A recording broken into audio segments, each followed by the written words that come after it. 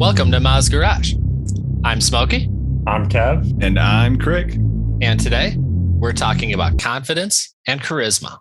It just depends on the experiences and the choices, the decisions, and the outcomes. Everybody's got their own defined rules too, probably, like in their own heads. You know, you feel better when you do good things for other people.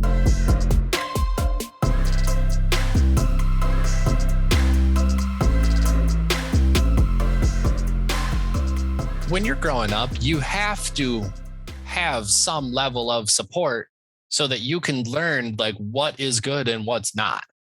Right. Because generally speaking, like you're doing something that like everyone else is like, nope, not me. Nope, not me. Nope, not me. All you. Like you are alone in this. And then it turns out to be a bad experience. Like you're going to learn not to do that again. There's a reason why there's a reason why you're the only one that jumped off that cliff and none of your friends did. That's where they can be the opposite end of that. Instead of everybody saying not me, they're like, do it. And that peer pressure can give you the confidence to do some stupid things. That too. Especially when you're drinking, like the liquid courage, and when you're trying to impress the other sex. Mm-hmm. Oh yeah. That brings in a whole nother variable. You'll do almost anything.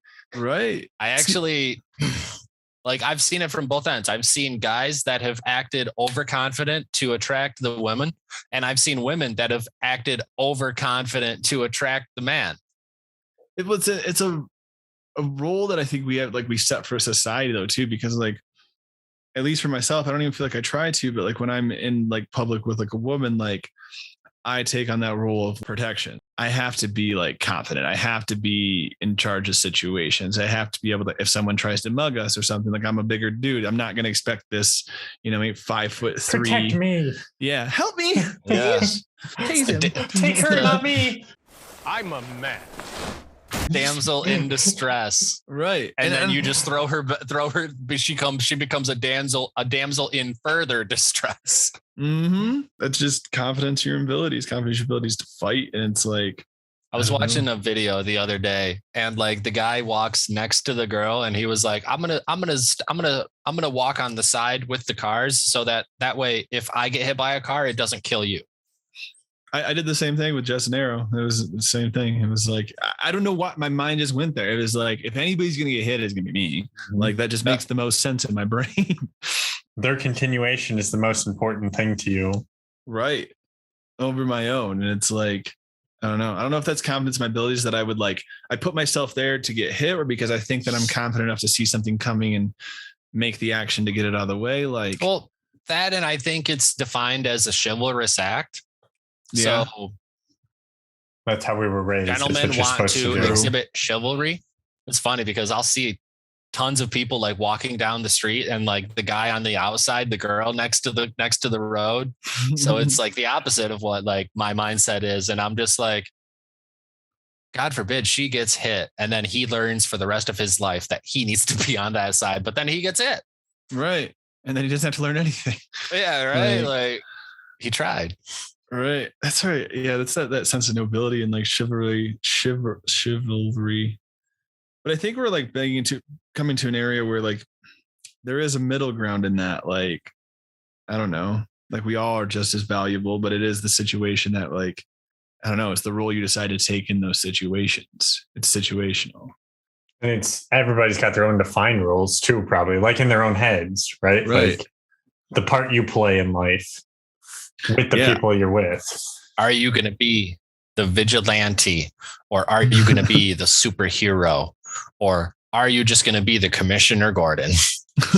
Or even a One Piece kind of thing, you've got your captain, you've got your cook, you've got your navigator, doctor. All roles that need to be filled. It's exhausting always being the confident one though. You know what I mean?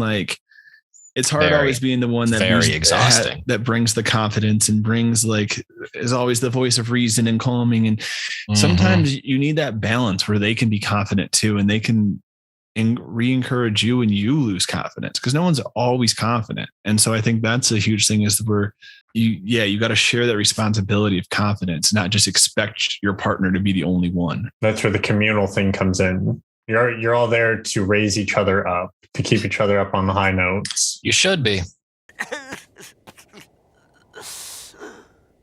Monkey, Monkey, monkey, monkey, monkey, monkey, monkey, monkey, monkey. Is that so bad? I work hard. That's where I feel like when we focus on ourselves, it's like we're trying to help ourselves, but in a way we're just stabbing ourselves because we're not helping our friend who's supposed to be helping us. Because if we were helping them, then we'd be going up too. And instead we're doing the opposite. And it's like, you feel better when you do good things for other people. Like I feel even more confident, whatever. If I do go help somebody else, I have this like sense of just like, I'm a good person. Like, and I'll go just puts me in a better mood. Not only that, I wrote that in the Discord a few weeks ago, is I learn more about myself when I'm doing things for other people than if I were just trying to do something for myself.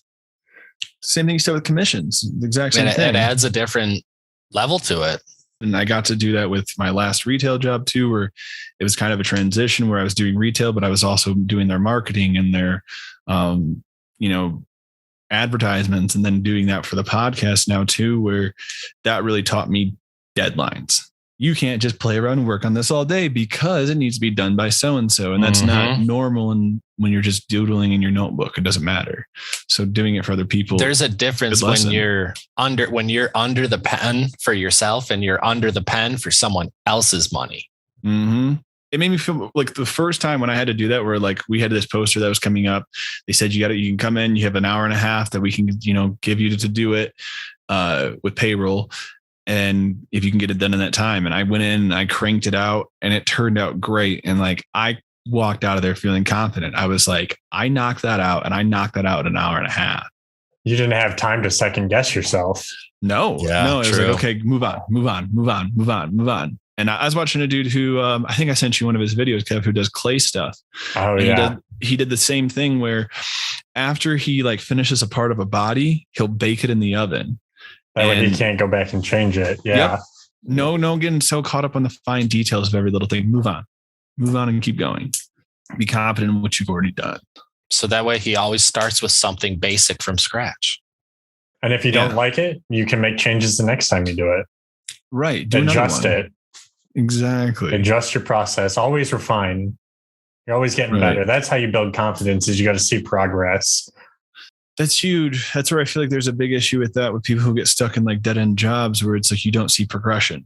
You don't see yourself moving forward. You don't see, so you feel stagnant and you don't feel like you're moving forward. So you're not confident in your abilities. It's like, am I the same as I was 5 years ago?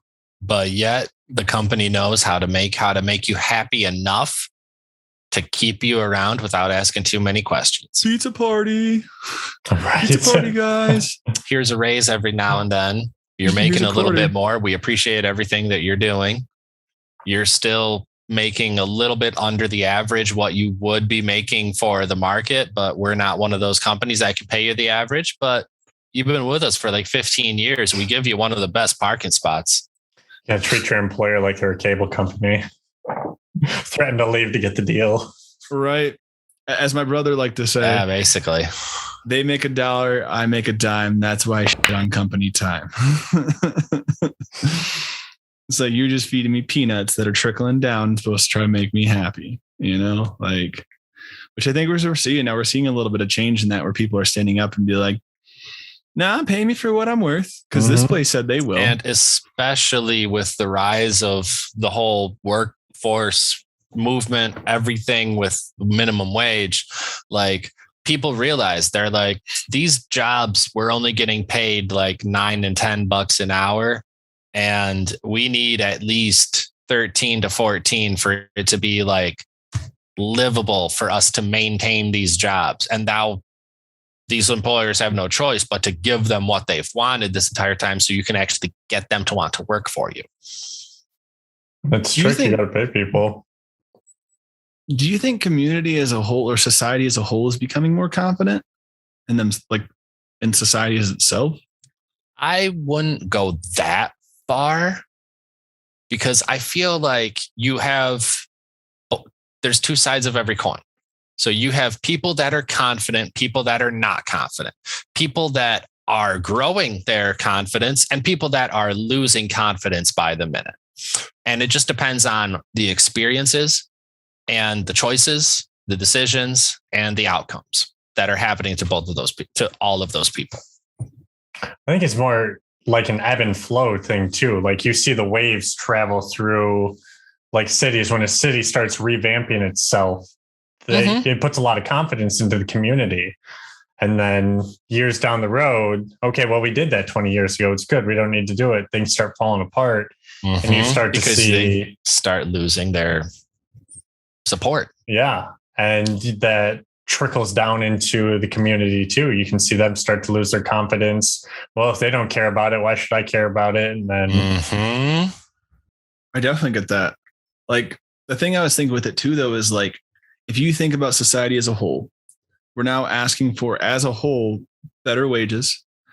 Individuality is more like appreciated, and like more people are okay with stepping out of the societal norm, and that's just more acceptable. And like also like race and everything, we're taking to more of a stance of like, be the individual, be yourself, be like, that's becoming more the society norm instead of fit into society, find yourself kind of thing. As I feel like where we're kind of, that is definitely a common theme, is know yourself and live the life that you want to live. Because I don't think you, like you said, like it fluctuates. It's waves. Like even with us, I mean, maybe some people are, but I'm not confident all the time. You know what I mean? Like when I'm confident, I try to run that thing. It's freaking rare, but yeah, like it's going to come in waves. You have those peaks and those, cascades. Goes back to what you were talking about, Kev. Like you think about projects that you want to work on, and then you talk yourself out of working on those projects because you just didn't have enough confidence to talk yourself into doing those projects. Right. Excuses. Maybe it wasn't that time. Maybe it'll come back, circle back eventually, hopefully. But I'll keep having this conversation, and eventually I'm going to say something different than I've said in the past. And that's going to move the conversation in the right direction. And whatever that different thing is that I say is contingent upon what happens in the future. I have to tell you about the future! Maybe that's it too. Maybe it's people don't take enough time to have that conversation with themselves. Like you give yourself all these reasons and then you just say, okay, but it's, what if you gave yourself all these reasons and you sit down and digest those reasons? Like, well, is that a real reason? Okay, no. Is that a valid reason? No. Why am I not doing this? Still not sure. Let's do this then. Right. And that's where I feel 100%. Like I get in my states of like confidence, because I have like this nagging, like everything's going to go wrong. All this stuff's going on. But my confidence, like all these excuses. And then my confidence is over here like, shut up. Nope, you're wrong. This is this. Like it's as this is feeding excuses, this other one's now saying, no, you're wrong because of this. No, because you've done this before. No, this and this and that. So I have like this, instead of just only this thing yelling in my ear, I finally have somebody fighting back. And it's that confidence saying, no, that's all bull crap. Why are you even telling yourself that? It's just training the brain to think that way, because you can force yourself, not force yourself, but you can teach yourself to think that way all the time, instead of being so negative on yourself.